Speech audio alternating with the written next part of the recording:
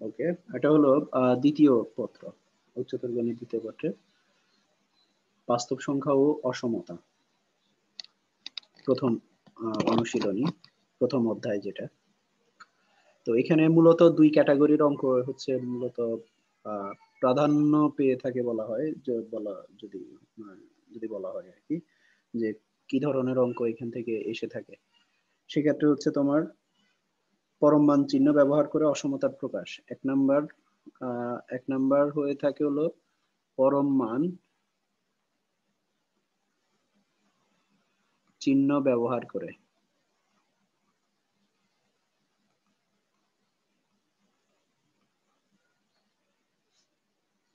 অসমতাকে প্রকাশ করা।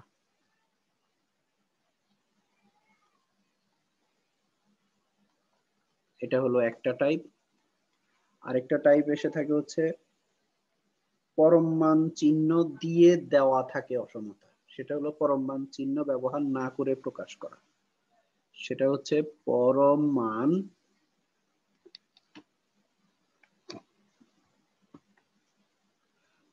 মান চিহ্ন ব্যবহার না করে অসমতাকে প্রকাশ করা। মূলত এই দুই টাইপেরই অঙ্ক এখান থেকে বেশি এসে থাকে। হ্যাঁ, তো এখন দেখো তোমাকে অসমতা যদি দেওয়া থাকে, অসমতাটা কি?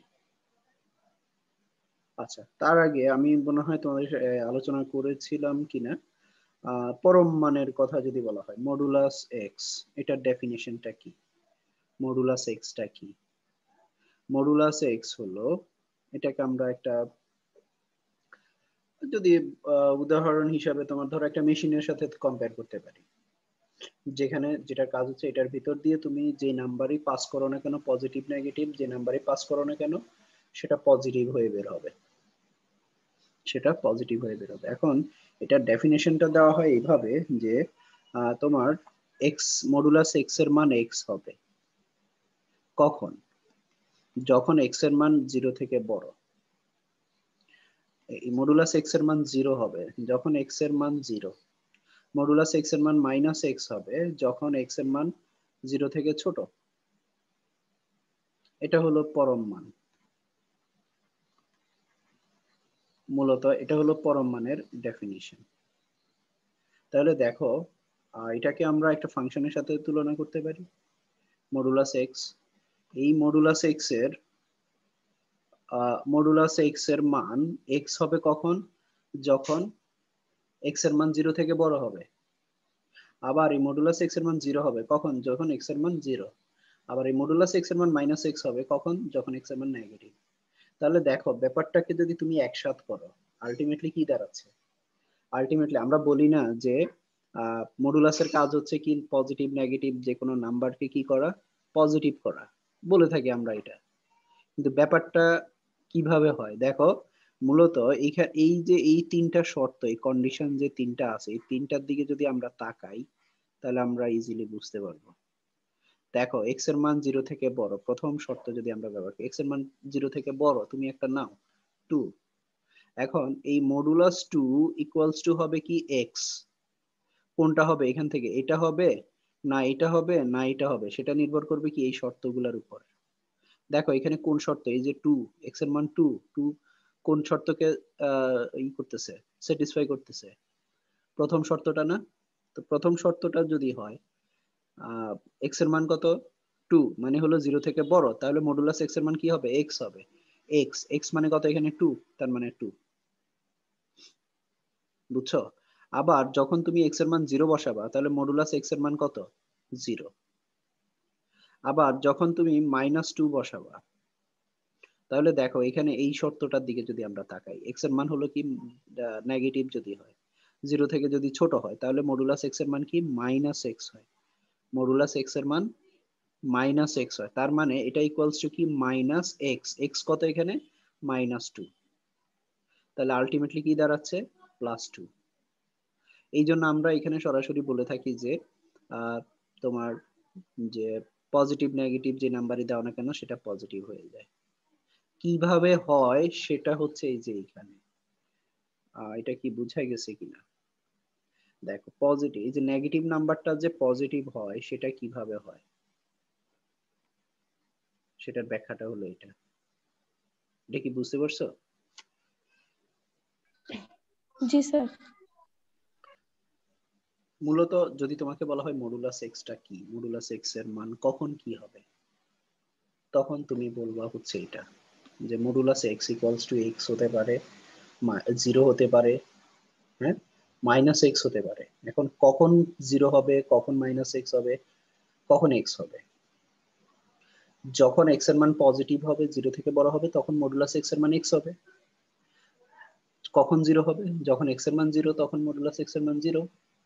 কখন মাইনাস এক্স হবে মডুলাস এক্স এর মান? যখন এক্স এর মান নেগেটিভ, 0 থেকে ছোট, তখন মডুলাস এক্স এর মান মাইনাস এক্স। তার মানে ওই যে মাইনাস এক্স, এক্স মানে এখানে এটা, তো আলটিমেটলি মাইনাস এক্স, তাহলে মাইনাস মাইনাস প্লাস 2, দেখো আলটিমেটলি সেটা পজিটিভই হয়ে যাচ্ছে।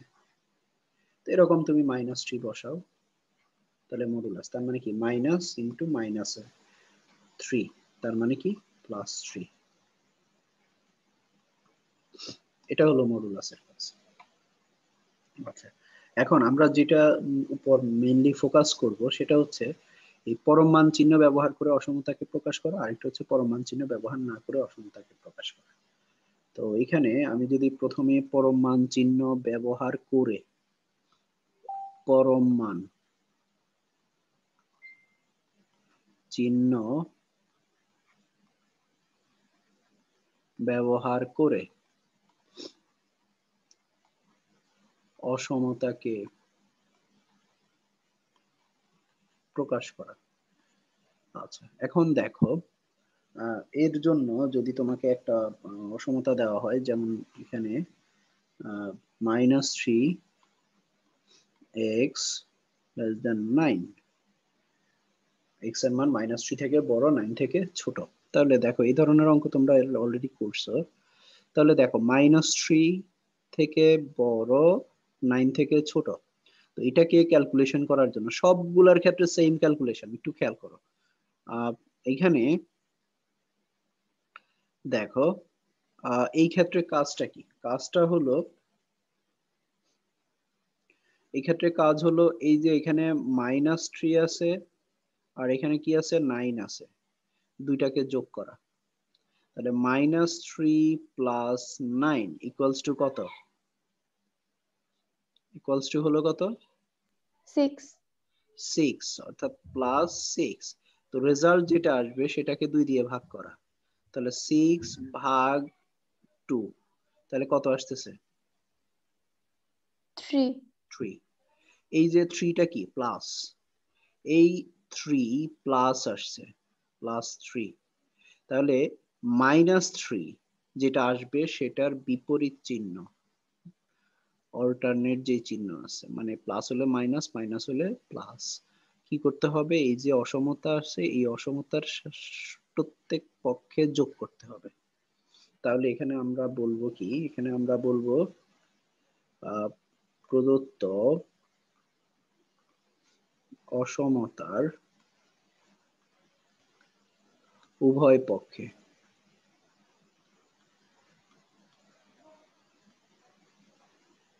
-3 যোগ করে,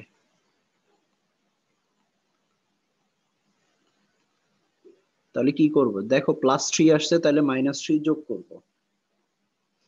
যদি -3 আসতো তাহলে কি করতাম?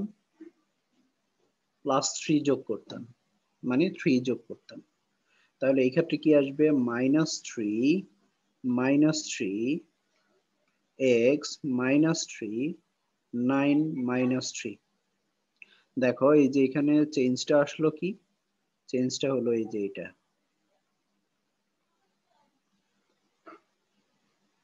সকল পক্ষে কি করলাম আমরা? -3 যোগ করলাম। এখন প্লাস দিলে প্লাসে মাইনাসে মাইনাস হয়ে যাবে, এখানেও প্লাস দিলে মাইনাস হবে, প্লাস দিলে মাইনাস হবে, এই জন্য আমরা এটা। তাহলে এখন দেখো এখান থেকে আমরা কি লিখতে পারি? -6 x -3, আর এখানে কত? 6। এখন এই যে আরেকটা ব্যাপার নিয়ে কথা বলি, সেটা হলো যখন তোমাকে অসমতা দিয়ে বলা হবে, ধরো এক্স, যদি এক্স এর কথা বলা হয়,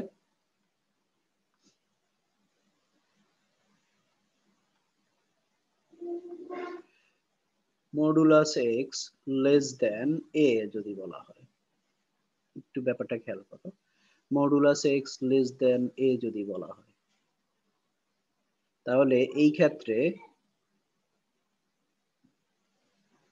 ক্ষেত্রে হচ্ছে কি, এই যে এটা আছে না, এটা এই পাশে এ এক্স এ, এই পাশে হবে মাইনাস এ। এটা হলো মাইনাস এ থেকে বড় হবে, এ থেকে ছোট হবে, মানে এই যে এক্স এর রেঞ্জটা হচ্ছে কি মাইনাস এ থেকে এ এর মধ্যে, তখন আর এখানে মডুলাস থাকবে না। এখন যদি তোমাকে বলা হয় যে এক্স এর মান লেস অর ইকুয়াল টু, তার মানে কি -2 থেকে 2 এর মধ্যে, কি হবে -2 থেকে 2 এর মধ্যে, তার মানে এটাকে আমরা লিখতে পারি -2 থেকে বড়, এখানে যে চিহ্ন থাকবে সেটা আমরা এখানে ইউজ করব, x less or equal to, এই চিহ্নটা আমরা এখানে ইউজ করব। যদি এখানে শুধু লেস দেন থাকে, যে এখানে যেমন আছে, তাহলে এখানেও শুধু লেস দেন। কি বুঝা গেছে? তাহলে এখন দেখো, এখন যদি এটা থাকে, এটা থেকে আমরা এটা ব্যবহার করতে পারি, আর যদি এটা থাকে তাহলে এটা থেকে আমরা এটা ব্যবহার করতে পারি। তাহলে এই যে এখানে মাঝখানে, স্যার হ্যাঁ বলো। স্যার ওইখানে তো আমরা 3 পাইলাম তাই না, তাহলে এখানে -3 যোগ করলাম কেন? এটা উল্টাটা, সব -3, সময় হবে। হ্যাঁ যদি এখানে -3 আসতো, তাহলে এখানে কি করতাম, +3 যোগ করতাম, ঠিক আছে? জি স্যার। এটা কেন, এটা কারণ হচ্ছে তোমার এই যে এখানে যে ভ্যালুটা, দুই পাশের ভ্যালুটা, এটাকে ব্যালেন্স করার জন্য, দুইটার মাঝখানের ভ্যালুটা। এখানে দেখো, তুমি যদি এখানে আরেকভাবে ব্যাখ্যা দেওয়া যায়, সেটা হলো এরকম যে এখানে হলো -3, তারপরে -2, -1, 0, 1 2 3 4 5 6 7 8 9, ঠিক আছে?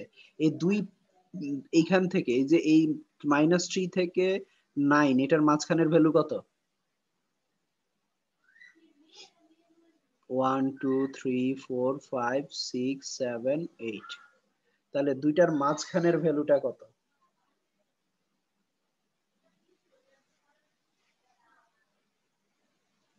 -3 আর হলো 9, +9। জি স্যার। তাহলে এই ক্ষেত্রে দেখো, দুইটা যখন আমরা যোগ করতেছি, তখন আমরা পাচ্ছি কত, 6। এই 6 এর অর্ধেক মাঝখানের ভ্যালুটা, 6 কে অর্ধেক করে, তাহলে 3 পাচ্ছি। এই 3 দিয়ে 3 এর প্লাস আছে, তাহলে মাইনাস করলে তখন কি হচ্ছে, এখান থেকে মাইনাস হচ্ছে, এখান থেকেও মাইনাস হচ্ছে, তাহলে এখানে তো মাইনাস ভ্যালু, তাহলে -6, আর এদিকে হলো -3, তাহলে +6। তার মানে আলটিমেটলি এই যে আমরা পেলাম হলো এইটা। এখন দেখো উভয় পাশের সেম ভ্যালু আসছে না, উভয় জি পাশে স্যার। একটা হলো -6 আর একটা হলো এদিকে 6, তাহলে এখান থেকে এখন আমরা লিখতে পারি কি, এই যে মাঝখানে যেটা থাকবে, যে পোর্শনটা, সেটা এই যে এইটা, এটা মডুলাস, অর্থাৎ x-3 মডুলাস, আর এখানে চিহ্নটা কি, লেস দেন, তাহলে এখানে লেস দেন চিহ্ন, কত ভ্যালু, 6, তাহলে এখানে এটা হলো আনসার। অর্থাৎ এই প্রদত্ত যে অসমতাটা দেওয়া হয়েছে, সেটাকে পরম মান চিহ্নের সাহায্যে প্রকাশ করা হলো, পরম মান চিহ্ন ব্যবহার করে প্রকাশ করা। তাহলে তোমার কাজগুলা কি কি, স্টেপ গুলা কি কি? একটা হলো এই যে অসমতার উভয় পক্ষের যে নাম্বার থাকবে, এই দুইটাকে যোগ করে 2 দিয়ে ভাগ করব, ভাগ করলে যে ভ্যালুটা আসবে, সেটার অপোজিটটা যোগ করব। ঠিক আছে, যোগ করলে তখন এখানে দুই পাশে সেম ভ্যালু আসলে তখন সেটাকে আমরা মডুলাস আকারে প্রকাশ করব। এটা গেল পরম মান চিহ্ন। এরকম আরেকটা উদাহরণ যদি আমরা একটু দেখি, যেমন -7 x -1, তাহলে এই ক্ষেত্রে আমরা কি পাবো?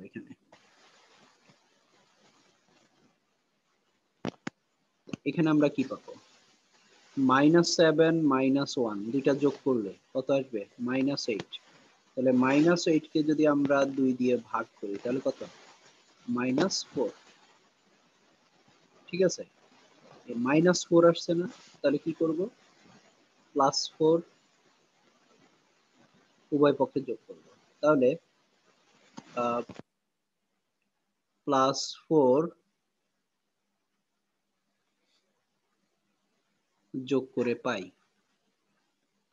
তাহলে যোগ করলে আমরা কি পাবো? -7 + 4 আর এদিকে x +4, তারপরে হলো -1 + 4, বা তাহলে এখানে কত আসবে? -3, তারপরে হলো x +4 আর এখানে কত? 3। দেখো, তাহলে এখান থেকে আমরা কি লিখতে পারি? x +4 modulus less or equal 3। এটাই হলো আনসার। সিম্পল অঙ্ক। এটা কি বুঝে গেছে? জি স্যার। স্যার আচ্ছা, এরপরে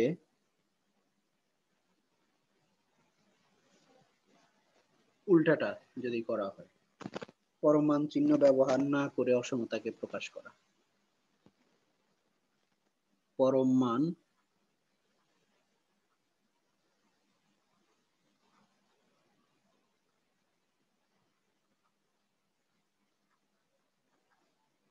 না করে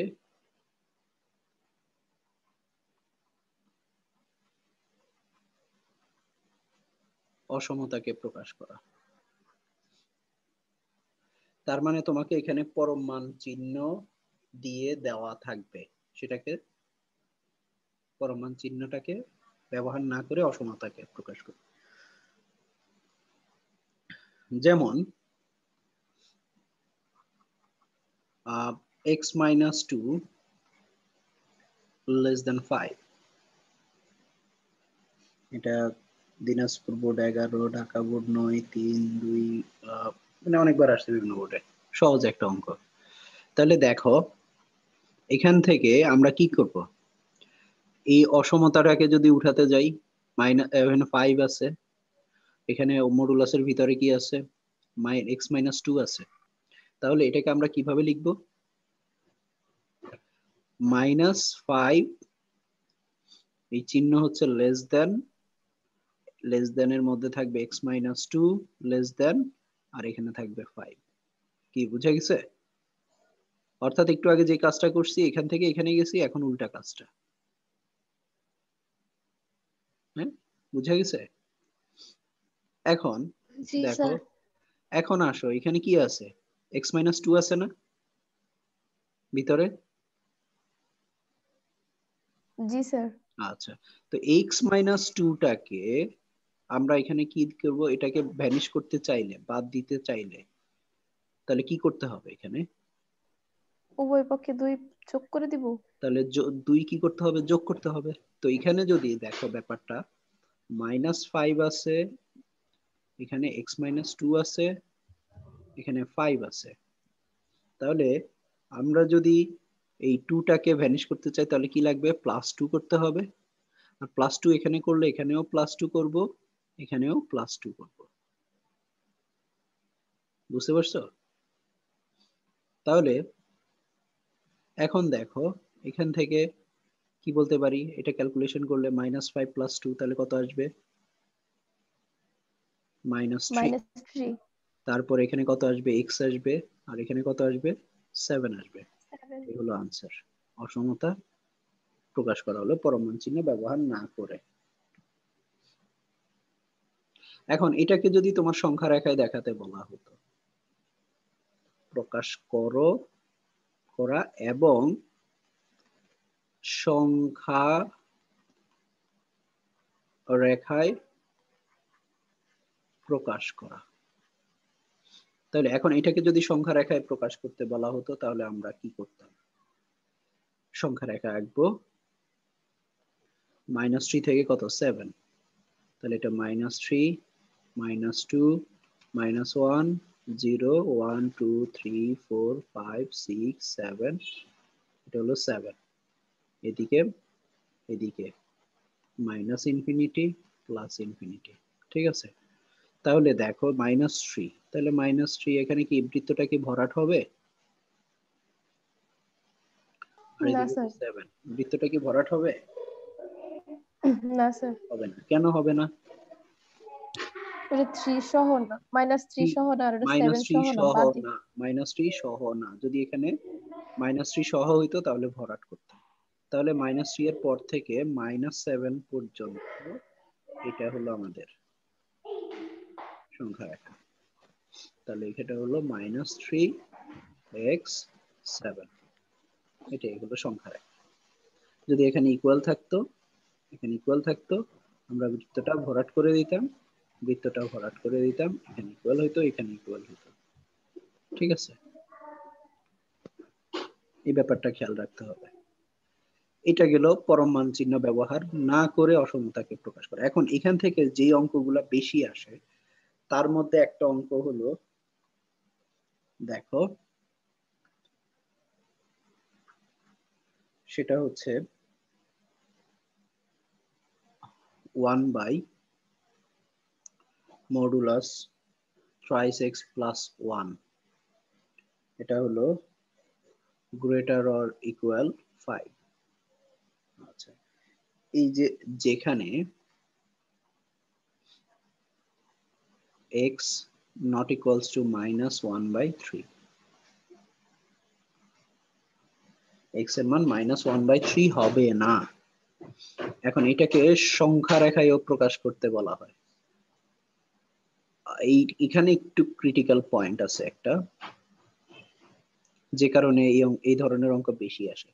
দেখো এখানে দেখো শর্তটা কি বলছে, x not equals to -1/3, মানে কি x এর মান -1/3 হবে না। হইলে কি সমস্যা? দেখো তুমি যদি এখানে -1/3 বসাও তাহলে কি দাঁড়াচ্ছে? যদি -1/3 বসাও তাহলে 1/-3 ইন্টু 1/3, ঠিক আছে।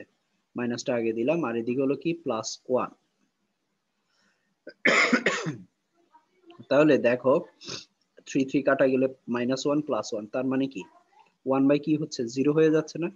1/0 এটার মান আছে? নাই। তাহলে এই অসমতাটা ইনভ্যালিড হয়ে যাচ্ছে। এই জন্য x এর মান -1/3 হবে না। এইটা তোমার খেয়াল রাখতে হয়। এটা এমনি অঙ্ক করার ক্ষেত্রে সমস্যা নাই, কিন্তু যখন সংখ্যা রেখা আঁকতে বলা হবে তখন গিয়ে এই জায়গাটা সমস্যা করে। এটার কথা অনেকের মনে থাকে না, আর টেকনিক্যাল পয়েন্টটা হচ্ছে এইখানেই। এখন এটাকে যদি আমরা একটু সমাধান করতে যাই, যে অসমতা ব্যবহার না করে প্রকাশ করার জন্য, তাহলে সেক্ষেত্রে আমরা কি করব? প্রথম কাজ হচ্ছে এটাকে উল্টায় দেওয়া, থ্রাইস এক্স প্লাস 1, হ্যাঁ, এটাকে উল্টায় দিলে কি হয়? চিহ্ন চেঞ্জ হয়ে যায় না অসমতার? 1/5, এটা তো জানো নাকি? দেখো এটার বাস্তব উদাহরণ কি, 2 আর হলো 5, কোনটা বড়? 5 বড় না? হ্যাঁ, জি স্যার। দুইটা ক্ষেত্রে অসমতার চিহ্ন চেঞ্জ হয়, একটা হলো ইনভার্স করলে, আরেকটা হলো মাইনাস দিয়ে গুণ করলে। এখন আসো, যদি তুমি আহ এখান থেকে দেখো 5 বড়, কিন্তু যদি তুমি 1/2 লেখো আর 1/5 লেখো, বড় কোনটা বড়? এটার মান হলো কত? 0.5, আর এটার মান হলো কত? 0.2, তাহলে কোনটা বড়? এটা বড় না? তাহলে চিহ্ন কি হবে? এইদিকে হবে। তাহলে দেখো যখন এই 2 5 5 বড়, কিন্তু যখন 1/2 আর 1/5 লেখা হচ্ছে তখন কিন্তু 1/2 বড়, চিহ্ন এদিকে চলে আসতেছে। এটা হলো একটা কেস। যখন তুমি ইনভার্স করবা তখন অসমতার চিহ্ন পরিবর্তন হবে। আর আরেকটা কেস হচ্ছে মাইনাস দিয়ে গুণ করলে। এখানে দেখো 2টা হচ্ছে ছোট, 5টা হলো বড়, এখন যদি মাইনাস দিয়ে গুণ করো তাহলে কি হলো -2 আর ওদিকে হচ্ছে -5, কোনটা বড়? -2 বড়, তাহলে চিহ্ন মাইনাস চলে আসবে। তাহলে দেখো এখানে আরেকটা কেস, যখন তুমি মাইনাস দিয়ে এই দুইটা কেস মনে রাখলেই হবে। এই দুইটা ক্ষেত্রে অসমতার চিহ্ন পরিবর্তন হয়।